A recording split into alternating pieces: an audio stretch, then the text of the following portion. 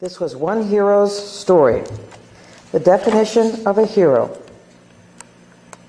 any man noted for feats of courage or nobility of purpose, especially one who has risked or sacrificed his life for others.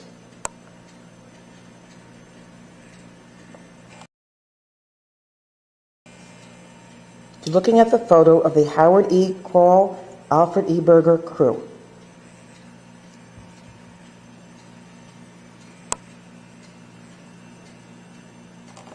My name is David Spindel, former prisoner of war, World War II, and I am ready to tell you some of my experiences before, during, and after the war. In 1941, the World War II started. I was living with my parents and going to school.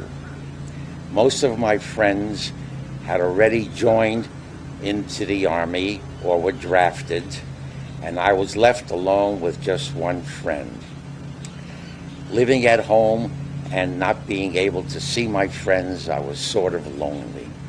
So I took my last remaining friend and we went down to Grand Central Station.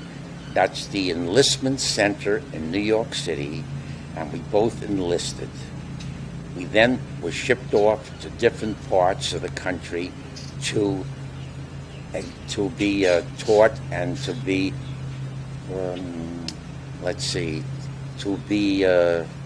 Trained? to be taught and trained. Yes, you're correct. We both wound up, my friend and I, in the state of Florida for our basic training. During the basic training, we were taught how to march and respect our officers, and we were taught very much how to be a soldier.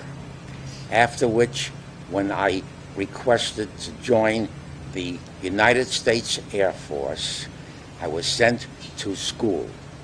Not having a college degree, I was not able to study to become a pilot, and I was sorry for that. In the meantime, having a good high school education, I enlisted and requested that I be sent to Air Force school. I studied radio operations, and I studied to be a gunner and a camera person. I was assigned to a crew, a B-17 crew, that's a heavy bomber plane, and we were put together 9 different people from the different parts of the country. Our crew consisted of 9 members, 3 officers, and the rest of 6 members were non-commissioned officers. Excuse me. We had a top turret gunner who was the engineer of the crew. We had the radio operator sitting in the center of the plane, which was myself. And then we had 2 side gunners. And then we had 1 bottom gunner, which was called a ball turret gunner. And then we had 1 tail gunner. And that total amount of the crew was 9 members. Thank you.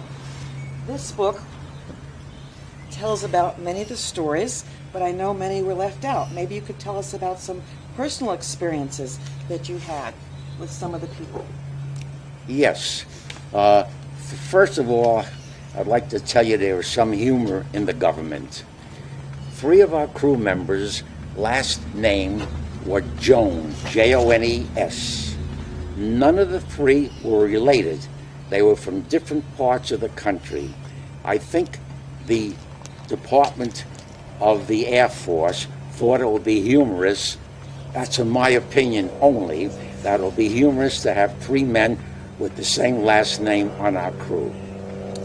Eventually, we became a great crew that was acclaimed in our group. We flew lead missions all the time. Sometimes when we weren't flying, we were asked to fly with other crew members to help them out. We completed approximately 40 missions. That is, mission is a flight from our base to a place in Europe that we wanted to bomb. How did you feel as you were bombing people? We felt very good that we were bombing the axis of evil. After all, Japan attacked the United States. They started the war. Germany and Italy joined with Japan and decided to take over the whole world. We were indoctrinated in what we were fighting for. Our country was one. We came together as a one-person country, but with millions of us doing our job. Our factories exploded in production. As one Japanese former officer said, when they attacked the United States, they awakened a sleeping giant. Did you get news from the United States while you were overseas?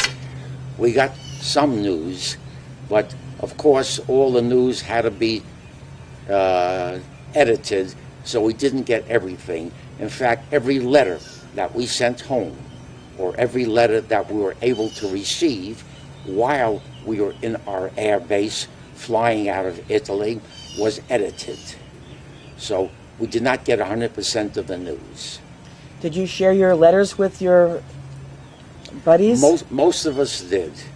We were all crew members, all 9 of us, like the other crew members in our group, were all close together. Each one's life depended on the next one. So we became one family. In our group, there were 7 planes to a squadron. 4 squadrons consisted of one group. So we had a total of 28 planes flying on all missions. When a plane was damaged, we had a replacement. And a lot of our planes, such as the other men, had damages to their planes too. We had several experiences and several near-death misses. However, we seemed to survive and come back to our base in Italy. At one point, our group was so good that we were asked to fly to Russia on a goodwill tour. We were also told not to bring along any of our wealthy things such as cameras, money, jewelry, etc., because Russia was a poor country and the Americans wanted to show Russia that we were plain, simple people like them, and they can give us bases in Russia from where to bomb Germany. Can you describe some of your specific duties and maybe at a time where you had to help someone else with a duty you were not trained for? Yes, but that would take too long to explain. Okay. How did you get have your supplies replenished? As food or ammunition? Well, when we were stationed in Italy, we purchased most of our supplies from the local farmers. What one of our crew members did, we hired a young Italian boy who spoke a broken English, and we sent him out to the various farms with money to bring us back fresh eggs, which he did. We then used our helmets over an open fire to cook or fry or boil or broil the eggs. Every day we had 3 or 4 eggs. We had so many eggs that when we got home eventually after the war, we couldn't look at an egg. Do you still eat eggs now or don't want to? It was about, I'd say about 10 years since I was able to go back to eating an egg. Okay. Was there anything you did for good luck? For good luck. Yes, we carried little pictures, we carried little symbols, and we prayed to God. How did you and your buddies entertain yourselves? Well, our camp was in, as I said, in Italy, not too far from the Adriatic Sea, and we would get transportation to go into town to do visiting and eat various local food. We went into the local homes in Italy, and they were very gracious to us. They opened their homes and they cooked us Italian meals, which of course we paid for, and they were very happy to have us there. Can you describe your sleeping arrangements? Sleeping arrangement, yes. Our camp consisted of all tents with a couple of wooden buildings. The wooden buildings were for the purpose of medical staff and officers and briefing rooms. Otherwise, we slept 9 members to a tent. We had a generator, which as a radio operator I knew something about electricity, and I hooked up the generator to our camp for lights. And the other tents followed suit, and they hooked up the same way. You said you're a former POW. Can you tell us about the events that led to your capture? Yes, we were on our way to a bombing run to bomb the Ploesti oil fields, which has become a very famous name. Ploesti Oil was supplying all the oil and gasoline to the war effort for Germany, and it was imperative that we bombed them, put them out of commission. We did several runs on Ploesti.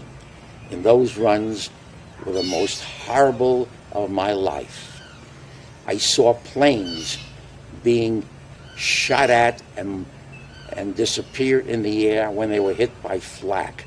That's the guns from the ground up, that aiming at you as you're flying over the target. They called it Flak Alley. Every time you ran into Ploesti for a bombing, there were more guns shot at us than any other bombing run we had.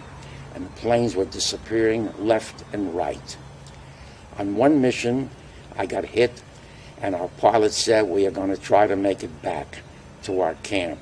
If we can't, we'll get to Switzerland. Switzerland was considered a neutral nation. Once you come down into Switzerland, you cannot leave Switzerland until the end of the war, because Switzerland was a neutral nation and did not take part in any of the war efforts on anybody's part. In the interim, we couldn't make it over the mountains in Yugoslavia to try to ditch into the Adriatic Sea. So what we did was the pilot gave the order to bail out. We all put on our chutes, all 9 of us, and I was the 7th man to bail out, because I was sending a radio signal, a distress signal, and information back to home base that all crew members were bailing out and that we were all fine so far. And I ended the message with God bless. And we bailed out, and our plane subsequently crashed and burned up.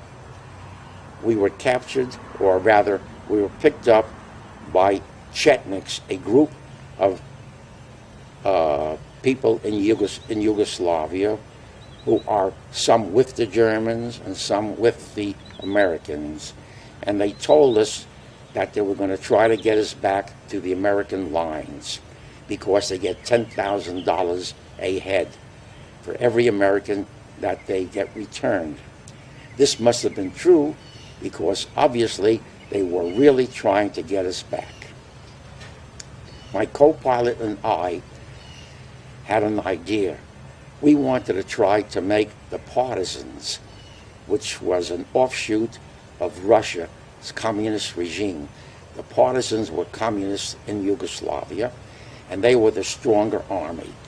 And if we ever contacted them, they would immediately get us back to the American lines. So we walked away from our group, unfortunately, and we tried to make it back on our own. we didn't do it. We had no success. We were picked up a day later by the Muslim faction in Yugoslavia, who caught us, stripped us of our clothes, because it was good clothes, gave us dirty old worn rags and holy shoes, and then turned us over to the Germans, who subsequently put us into, transported us to German prison camps. And from there, the story begins anew. Did they give you enough food to eat while you were captured? We ate maybe once a day, if we were lucky. We had, you're talking about the life in prison camp, I assume. Yes. Well, our prison camps consisted of 10,000 Americans, all airmen that were shot down and captured and confined in one particular prison camp up in the near the Russian border. And we did receive some Red Cross parcels, which actually were very rarely distributed to us. The German guards took most of them for their food, and we were given some horse meat, dog meat, cat meat, and once in a while we'd try to catch a rabbit, which we did, and several of us would get together and boil a big pot and put some vegetables in there and make rabbit stew. And that's how we lived. Excuse me. Were you or any of your friends injured while being a prisoner? Yes, the guard towers. The camp that we were in was divided into 4 compounds. There was approximately 2,500 prisoners in each compound, and they were divided into quarters, rather four parts. And each part had to be self-sufficient. We had in our camp escape committees, we had health committees, we had various committees to try to help the prisoners. And one of the escape committees, if you wanted to do an escape from the prison camp, you had to report to the committee and tell them what your idea was. They either okayed it or denied it. One of the prisoners came to the escape committee and came up with a story that he wanted to sneak out into the garbage truck. The garbage truck consisted of a large tank with a tremendous hose. And the hose was put into a tank in the prison camp that was sucked out all the dirt and garbage from the waste. He wanted to hide in there, and when the truck pulled out, at some point he'd escape from that. The committee okayed it. However, he was caught before he got into that. The committee tried to help him by making some sounds and fights at the opposite end of the compound so that the guards would look that way while he sneaked into the truck. It didn't work. There were several instances like that. Some worked, some didn't. Do you know of any successful escapes? Offhand, I don't know. However, I do know that a teacher was elected sort of the go-between between the 10,000 American prisoners and the Germans. So the Germans didn't have to deal with us individually. They dealt with this one person. We told this person our complaints, and we gave him all our likes and dislikes. Of course, there were no likes. And he advised us what to do. A very brilliant man. One day, the Red Cross sent us baseball equipment, and the Germans distributed it to us, figuring that we'd be busy playing baseball instead of wondering and scheming about how to get out of camp. And that might placate us a little bit and calm us down, because we did have more prisoners than we had guards. So the Germans feared us a little bit. The baseball equipment was very useful. During one baseball game, one of the prisoners tried to escape. They caught him and put him into solitary confinement, and the German guards took all our baseball equipment away from us. Now we have nothing to do So we turned to our leader, excuse me, the teacher who was in charge of us, and he sent a directive down to everybody: play pantomime baseball. Now, pantomime baseball is playing baseball without any equipment. So we chose up teams. We got up. We had a catcher behind the bat, and one player pretended he swung at a bat while the pitcher pretended he threw the baseball at the hitter. The catcher behind the bat pretended he caught. And this went on for about 2 hours until the Germans figured that we were really going crazy and we might have an uproar and take our anger out at them. So they quickly gave us back our equipment. That to me was a very funny story. That was one of the many funny stories that we did. It seems like you did a lot to keep yourself going. Did you ever feel like the United States government was not working to get you back? The United States government did everything they could. They sent, first of all, when we were shot down, they immediately notified our families. The Red Cross, the International Red Cross, was trying to get information on all the people that were shot down. Eventually, a letter came home to my parents. I don't know who it was, I don't remember who it was from, but it's from the Red Cross to the Army, stating that I was a prisoner of war. And the treatment that I had was not mentioned. So that was the only thing that I think of that our government was able to do. We had no contact with the German government due to the fact that prisoners of war are a valuable asset to the government that is holding you, because they use you as a trading bargain. How were you finally freed, or were you traded? Well, we were freed finally. What happened was our camp was near Russia, and the Russians were advancing toward our area. The German guards did not want to be captured by the Russians because they knew they would be killed right away. So they put us on a forced march, a 90-day forced march, the map of which I have and showed to your interviewer. And we were put into a different camp, closer to the British lines. Eventually, about 60 days later, the British Army came up to our camp, and we woke up one day and looked out, and there were no guards in the towers. Having seen the British, we knew that they had fled. The doors were wide open, and we went around the whole countryside looking for decent food. We went into the farms, the farmyards, and we scrounged everything we could. And then the British Army troops told us to get back to camp. They're going to take us and send us back to our lines, which eventually happened. In this camp that we're in, we had British prisoners of war, Polish prisoners of war. Oh yes, we had some prisoners there from Dunkirk. They had spent a long, long time in here. And I made some friends with some of the prisoners from England. When I finally got home, I kept in touch with them. After a while, we stopped writing due to the fact that some of them probably passed away. And when I got home, I was eventually married, and I invited one of the men who I was a prisoner of war with, my bombardier, to my wedding. He gladly came, and I believe he was the only one that was alive.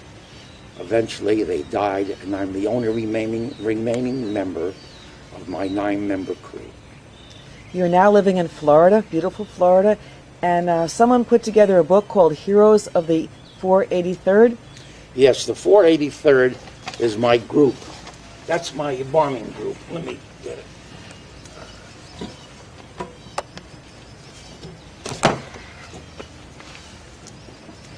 Every member of my group is in this. And the lives and deaths and little stories about the group is told in here. You have a picture, the names, etc. So I bought 2 of these books, and I gave some to my children. I thought it as a memento. Are there stories in there that you'd like to tell about, or some pictures that you can show us? Not particularly. I don't even like talking about it. Okay. How does the This is government... the first time I'm talking about my experiences as a POW. And we appreciate this. How does the government treat you now that you're a former POW? Well, they give me what they can do. I'm getting some medications from the Veterans Administration.